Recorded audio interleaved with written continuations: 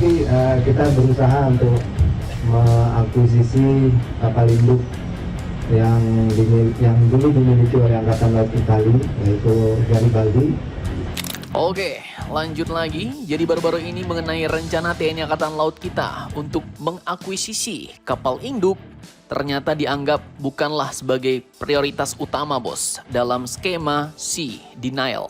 Tapi katanya sebenarnya Indonesia lebih butuh kapal kombatan lainnya seperti kapal selam maupun kapal frigate. Nah, lantas apakah maksudnya itu Sea Denial? Admin kutip dari CNN Indonesia, bos. Jadi baru-baru ini, seorang pengamat militer dari Institute for Security and Strategic Studies yang namanya pasti sudah sering kalian dengar, yaitu Bapak Khairul Fahmi, telah menyampaikan pendapatnya, bos, terkait rencana pengadaan kapal induk Indonesia. Katanya, jika berbicara pertahanan murni, Indonesia sebenarnya lebih membutuhkan kapal selam, frigate, dan sistem senjata asimetris lainnya untuk menjaga kedaulatan laut. Dan menurutnya, kapal induk bukanlah prioritas dalam skema Sea Denial. Nah, pasti banyak yang bertanya-tanya nih, Min, skema Sea Denial itu apa, Min? Oke, jadi sedikit Mimin jelaskan bahwa Sea Denial sendiri artinya adalah penolakan laut, bos. Strategi anti-akses. Jadi skema Sea Denial ini maksudnya adalah strategi pertahanan maritim yang fokusnya untuk mencegah musuh menguasai atau menggunakan wilayah laut tertentu. Tapi tujuan kita juga tidak untuk menguasai laut itu sendiri, bos. Jadi intinya hanya mencegah musuh. Membuat laut jadi berbahaya dan mahal bagi musuh untuk bisa beroperasi. Dan kebalikannya, kalau kita bermaksud untuk menguasai sebuah laut, nah ini skemanya bukan lagi Sea Denial, bos. Tapi lebih ke Sea Control. Jadi kalau Sea Denial itu mencegah musuh menggunakan laut, maka Sea Control itu kebalikannya, bos. Itu artinya adalah strategi kita untuk menguasai laut supaya kita bebas beroperasi di sana dan mencegah musuh mengganggu. Nah, itu dia maksudnya, bos. Dan memang ya, secara strategi untuk proyeksi kekuatan, maka kapal induk justru lebih ke alat untuk strategi Sea Control, menguasai laut dan memproyeksikan kekuatan di laut. Ukurannya besar, biaya tinggi, dan jadi target empuk. Sementara Sea Denial lebih butuh aset yang lincah, tersembunyi, dan murah tapi mematikan. Nah, kita balik ke artikel lagi, bos. Jadi Bapak Khairul Fahmi pun lanjut mengatakan, katanya, namun jika berbicara Indonesia sebagai negara maritim besar, menurutnya kapal induk bisa menjadi simbol kekuatan sekaligus platform multifungsi. Terlebih katanya seperti yang dijelaskan oleh Kasal kemarin. Kapal induk tersebut rencananya akan dimodifikasi untuk operasi militer selain perang atau OMSP, terutama misi Humanitarian Assistance and Disaster Relief. Dan terkait hal ini Bapak Fahmi pun mengatakan, maka prioritasnya bukan lagi pesawat tempur, bos. Maksudnya yang dibawa kapal induk itu, tapi adalah helikopter dan juga drone. Itu sangat relevan dengan kebutuhan Indonesia di mana helikopter untuk distribusi logistik, evakuasi, dan SAR, sedangkan drone bisa memperluas jangkauan pengintaian dan pengawasan. Dengan begitu, kapal induk tidak hanya menjadi simbol, tapi juga menjadi aset nyata dalam mendukung kesiapsiagaan nasional, ujar Bapak Fahmi pada Selasa 16 September 2025 kemarin. Nah, meski demikian, beliau pun menyebut tetap ada sejumlah catatan yang penting untuk diperhatikan, bos. Apakah itu?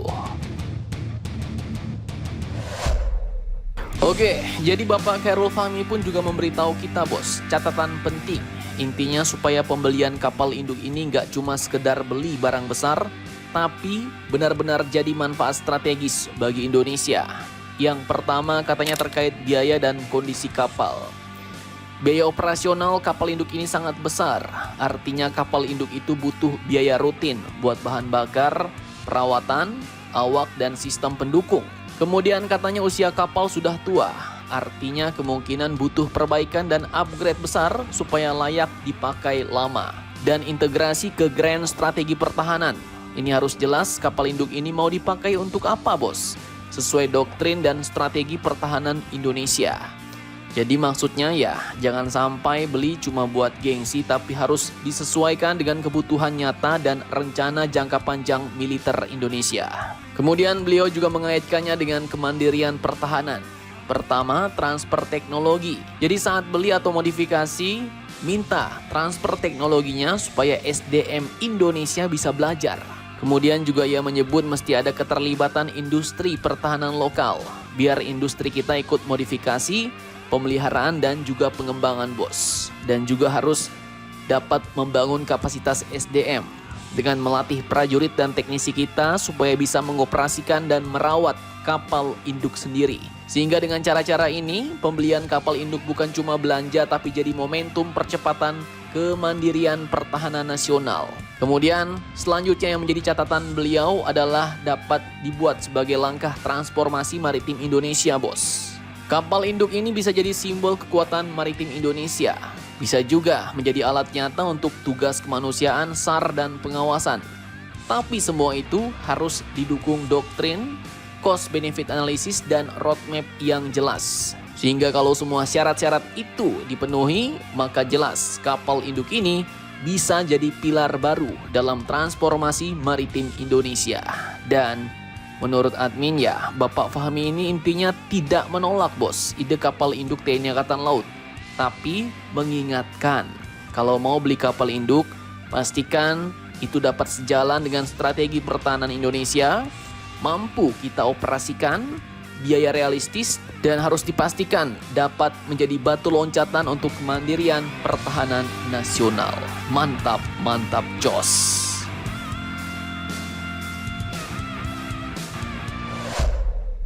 Oke, lanjut kabar super keren selanjutnya datang dari TNI Angkatan Laut kita, bos. Jadi sebanyak 93 calon pengawak KRI Canopus 936 telah mengikuti pelatihan Kesatuan Persiapan Pengambilan Kapal atau KPPK.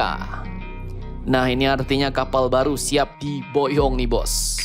Pelatihan ini pun katanya digelar di Lounge Harimau Komando Latihan Kormada 1 Jakarta mulai 14 sampai 26 September 2025, di mana tujuannya adalah untuk meningkatkan profesionalisme dan kesiapsiagaan prajurit dan juga untuk menyiapkan tim calon pengawak KRI Canopus 936 supaya solid, siap mengawaki kapal serta bisa mengelola operasi dan perawatan kapal dengan maksimal. Materi latihan juga super lengkap, mulai dari hukum laut internasional dan UNCLOS 1982, sistem pendorong kapal, olah gerak dan penyelamatan kapal hingga penyusunan buku induk tempur. Jadi mereka benar-benar disiapkan jadi kru andalan kapal masa depan TNI Angkatan Laut, bos. Nah, bagi yang belum tahu, KRI Canopus 936 ini adalah kapal terbaru TNI Angkatan Laut kita, bos. Dari jenis kapal bantu hidrooceanografi atau kapal BHO dengan panjang 105 meter. Dan saat ini lagi disempurnakan di galangan AB King and Rasmussen, Jerman. Kapal ini pun tak main-main, dilengkapi dengan AUV, ROV, dan juga UAV.